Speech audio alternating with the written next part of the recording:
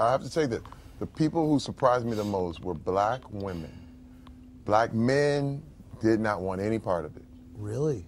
All my support came from black women, straight up. That's so And that's kind of wild. It was it shocked me, it shocked my family, it shocked everybody, because I thought, oh my God, you know, here I am as a black man saying some things that we've all been through, and a lot of guys was just like, man, you weak, you sorry, you should have hit him, you should have knocked him out, you should have did all this stuff. And black women were like, no, it doesn't work like that. Right. And I was shocked at the split within my own community. Really noticed that? That was wild, man. Wow. It was deep. Wow. It was deep. Let's go to... So for those who don't know what Terry Crews is referring to, a couple of months, maybe like a year or so ago now, he was coming forward about him being sexually assaulted by a Hollywood exec. And he was referring to all the support that he did or did not receive. And it was interesting when I watched this, because I thought back to a couple of weeks ago when I first saw this petition about taking my videos down. It was signed supposedly by We the Black Men. And I know you're probably thinking, like, those two don't have anything to do with each other. I honestly didn't care about it when I saw it until I saw Terry Crews' video that I just played, because there is a connection there. And that connection is that it's evidence that we as black men, generally speaking, not all of us, but we still have yet to learn how to be loved. And I think a lot of that has to do with us misunderstanding what love is, or how we misidentify with love. Like, we don't call it love unless it's one of two extremes. If it's not the extreme of being coddled or having a harmful behavior enabled, or it's not the extreme of toxic masculinity in the form of you're not allowed to feel, you know, you need to man up, you're not allowed to go through pain, you're not allowed to cry. If it's not one of those two extremes, we don't call it love, and we fight it in one form or another. That's why a lot of times when we get in relationships, you know, and a woman is genuinely trying to love us, not just let us smash, not just get our money, not just attach herself to our clout or whatever, like she's genuinely trying to love us, we sitting there asking her to teach us how to love her and how to be loved. Or even worse, whenever her love comes in the form of calling us to a higher standard than what we're currently meeting, to walk in our royalty as the kings that we claim to be, then we tell her she's trying to belittle us. She's trying to emasculate us. She don't respect us. She's tearing us down. All she brings us is negativity. And that all comes from a misunderstanding of what love really is. When the truth is, love does sometimes come in the form of correction and accountability.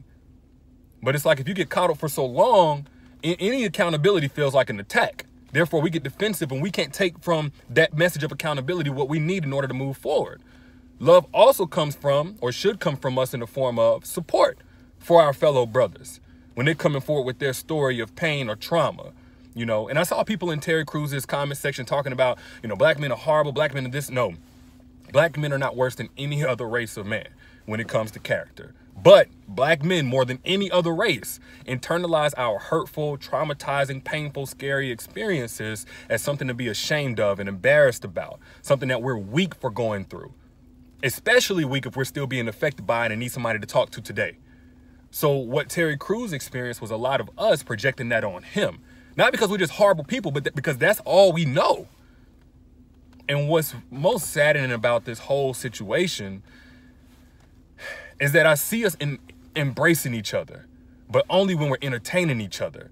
Only when it's in the form of comedy or sports or something like that. But when it's time to build or when it's time to heal, we run from that. And we need each other to do either one. And we can't do either one if we keep running away from these uncomfortable truths. One uncomfortable truth is a lot of us, not me personally, but a lot of us have been molested or sexually assaulted as kids. You know, but as young males, as young boys growing up, we were taught that all sex is only going to make us more of a man. So deal with it.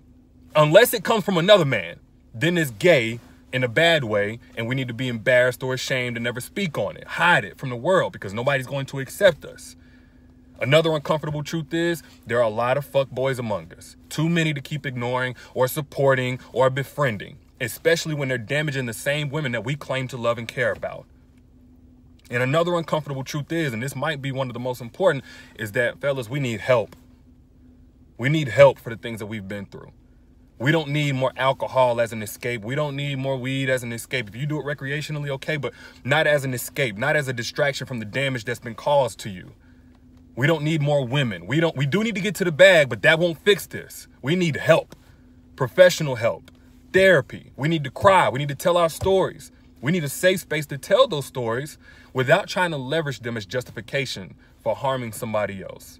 And until we face these uncomfortable truths, we can't begin the uncomfortable process of learning to love ourselves. Because newsflash, self-love ain't just for women.